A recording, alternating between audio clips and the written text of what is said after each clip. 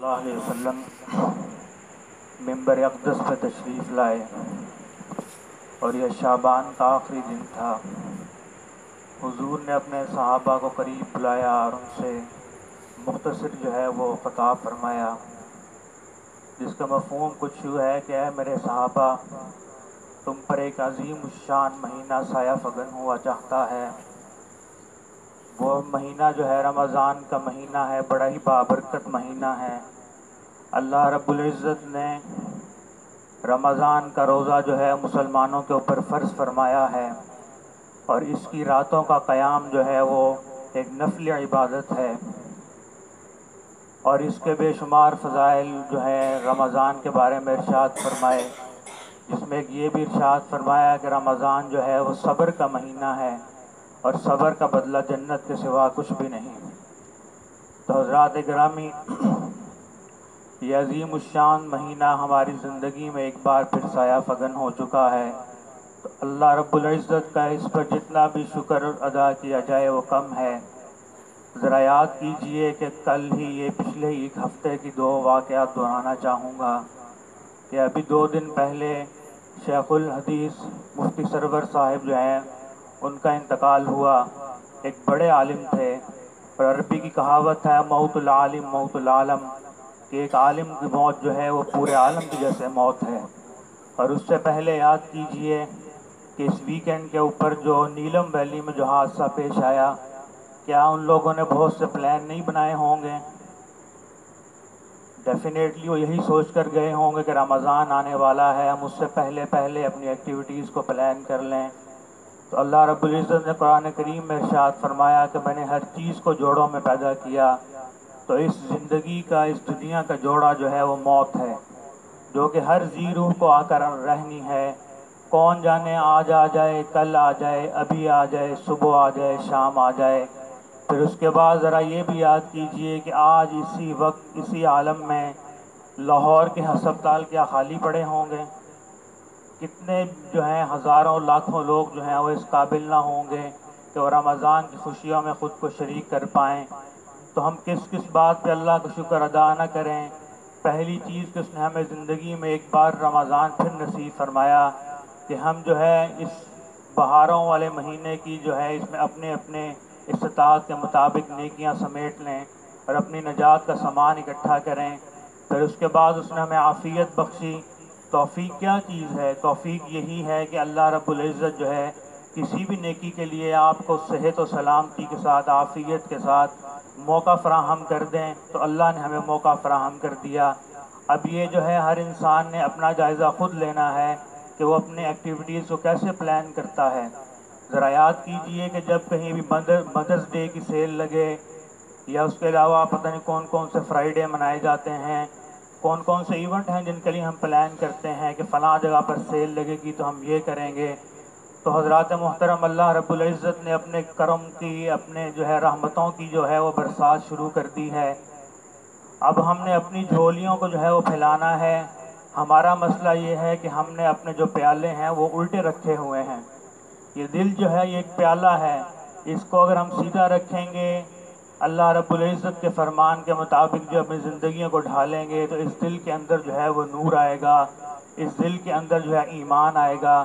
لیکن ہم نے جو ہے یہ پیالہ الٹا رکھا ہوا ہے۔ رحمتیں تو برس رہی ہیں، نور بھی برس رہا ہے، اللہ کا کرم بھی برس رہا ہے، لیکن ہمارے دلوں پہ اثر نہیں کرتا۔ کیوں نہیں کرتا؟ کہ دلوں کے پیالے الٹے ہیں۔ تو اپنے اپنے دلوں کے پیالے سیدھے کر لیجئے اور اللہ رب العزت سے توفیق مانگیے، صحت مانگیے، سلامتی مانگیے، عافیت مانگیے اور ایمان مانگیے کہ رمضان اس حالت میں گزرے کہ ہمارا نام جو ہے وہ بخشش والے لوگوں میں شامل ہو چکا ہو۔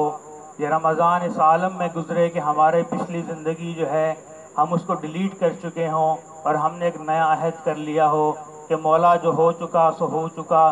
اس رمضان کے بعد، اور بلکہ اسی رمضان کے اندر، اور بلکہ آج اور ابھی سے میں یہ عہد کرتا ہوں کہ میں تیری بندگی کو اختیار کروں گا، میں عباد الرحمن میں شامل ہوں گا۔ صرف اللہ کی عبادت نہیں کرنی بلکہ اللہ کی بندگی کرنی ہے۔ عبد سے نکلا ہے عباد الرحمن۔ عبد کیا ہے؟ غلام، جس کی مرضی ہی کوئی نہیں ہوتی۔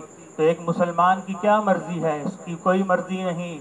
جو اللہ نے کہا، جب کہا، جیسے کہا، جتنا کہا، جس وقت کہا، اس کو اسی طرح، اسی جگہ، اسی وقت، اتنی ہی مقدار میں جو ہے ادا کرنا، پورا کرنا، یہی مسلمان کی ذمہ داری ہے، یہی مسلمان کے اوپر فرض ہے۔ تو میرا تو اپنا جسم جو ہے وہ میری مرضی کے مطابق نہیں چلتا، تو اور کسی چیز کو میں کیا چلا سکتا ہوں؟ تو اللہ کے جو ہے عباد الرحمن میں شامل ہو جائیے، اپنے آپ کو عبد بنائیے، غلام بنائیے۔ 1000 سجدوں سے دیتا ہے، یہ ایک سجدہ جسے تو گراں سمجھتا ہے، 1000 سجدوں سے دیتا ہے آدمی کو نجات۔ اپنی جو ہے پیشانی ایک مالک کے آگے جو ہے رگڑ دیجئے، وہ آپ کو سب کچھ عطا کرے گا۔ حدیث قدسی کا مفہوم ہے، بڑی ہی خوبصورت حدیث ہے۔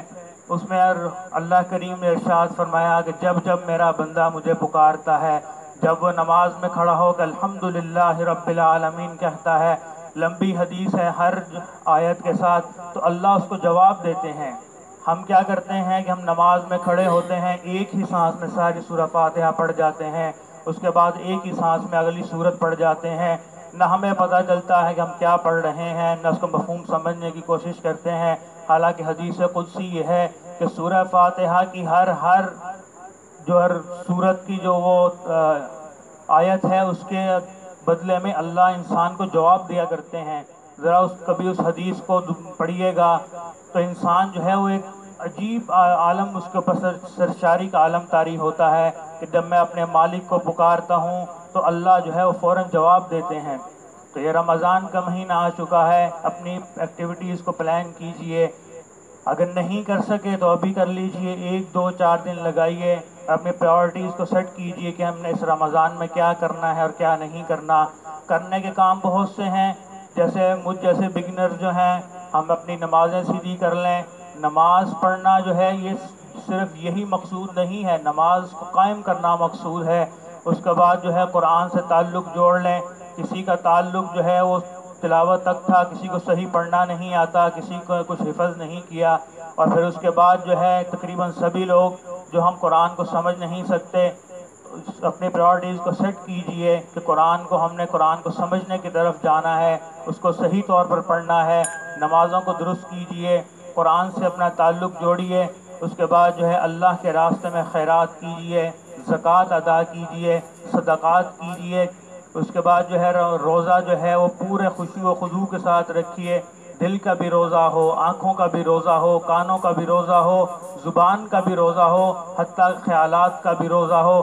جب تک یہ سارے روزے شامل نہ ہوں گے تو یہ جو ہم نے روزہ رکھا ہوا ہے، یہ بھوک اور پیاس کے علاوہ کچھ نہ ہوگا۔ تو اپنی جو ہے پرائورٹیز کو سیٹ کرنا ہی ہر انسان جو اپنی ساری زندگی یہی کام کیا کرتا ہے۔ تو 11 مہینے ہم نے جو کرنا تھا کر لیا، اب اس 1 مہینے کو اللہ کے لیے خالص کر لیجئے اور اسی کی بندگی میں آنے کی کوشش کیجئے۔ تو اللہ کریم سے دعا ہے کہ ہمیں اپنے بندوں میں شامل فرما لیں۔